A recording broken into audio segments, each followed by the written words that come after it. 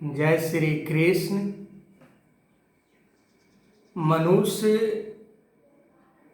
परमात्मा को प्राप्त करना चाहता है, पर मनुष्य संसार को इतना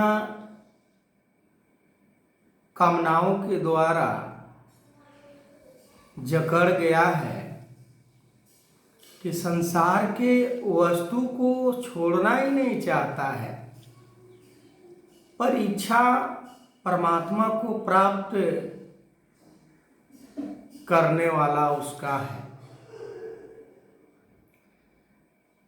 इसका एकमात्र साधन जो हमारे मन के अंदर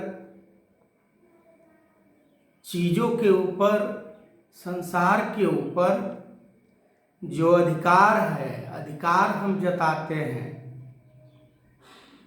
वो अधिकार को धीरे धीरे एक अध्यात्म में ही एक साधन है जो हम मन को संसार रूपी माया से निकाल सकते हैं।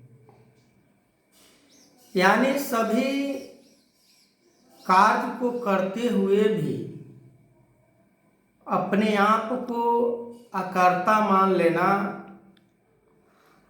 ये संसार में कोई बिरला ही होता है। कोई नेक काम करके संसार में शायद ही कोई होगा जो अपने आप को वाहवाही नहीं करना चाहता है। पर एक ऐसा भी होता है कि संसार में कोई नेक काम करके भी अपने आप को वो हाईलाइटेड नहीं होना चाहता है। पर हम मनुष्य इन्हीं चीज़ों के ऊपर, इन्हीं बातों के ऊपर, इन्हीं कर्मों के ऊपर हम अपने आप को बड़ा कर्मयोगी समझ लेते हैं। हमने ये किया है, मैं नहीं करता तो नहीं होता। तो और हमारे मन के अंदर वो अज्ञानता बढ़ते जाती है। हमें अज्ञानता को निकालने की जरूरत है। ज्ञान के साबुन से हमें मन को मल मल के धोना है। हम आध्यात्मिक पाठशाला में इसलिए जाते हैं कि हमारे मन के अंदर जो भी गंदगी है, कचरा है, जो अवगुण है, वो हम निकाल कर बाहर फेंकें। पर हम और गुरु के दर पर जाकर भी नहीं समझ पाते हैं करना क्या है, हम करते क्या हैं।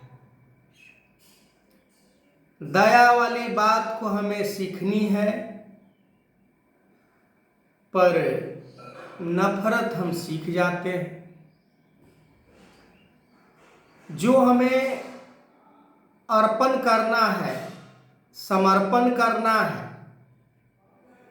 पर हमें और लोभ बढ़ जाता है। कैसे परमात्मा को प्राप्त कर सकता है कोई?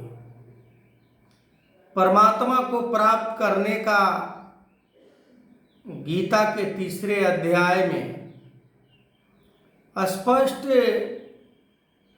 शब्दों में समझाया गया है कि जो सारे कर्मों को,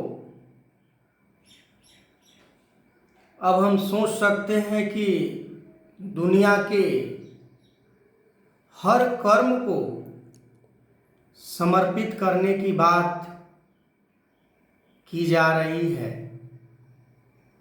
तो हम कितना सतगुरु के चरणों में समर्पित हुए। हम समर्पित हो रहे हैं कि और संसार के जकड़न में, संसार के मोह में बंधते चले जा रहे हैं। हम दीन दुखियों के ऊपर दया दिखाने वाले हैं या उनके ऊपर जुल्म ढाने वाले हैं। हम भटके हुए को रास्ता दिखलाने वाले हैं कि और भटकाने वाले हैं। ये सारी बातों को ठंडे दिल से हमें सोचना होगा, समझना होगा। हम स्कूल में नित्य प्रति जाते हैं। जो टीचर हमें पढ़ाता है और एक भी हम याद ना करें, उसको क्रियात्मक अपने आचरण में धारण ना करें, तो फिर नित्य प्रति जाना और नहीं जाना नहीं जाने का बराबर होता है।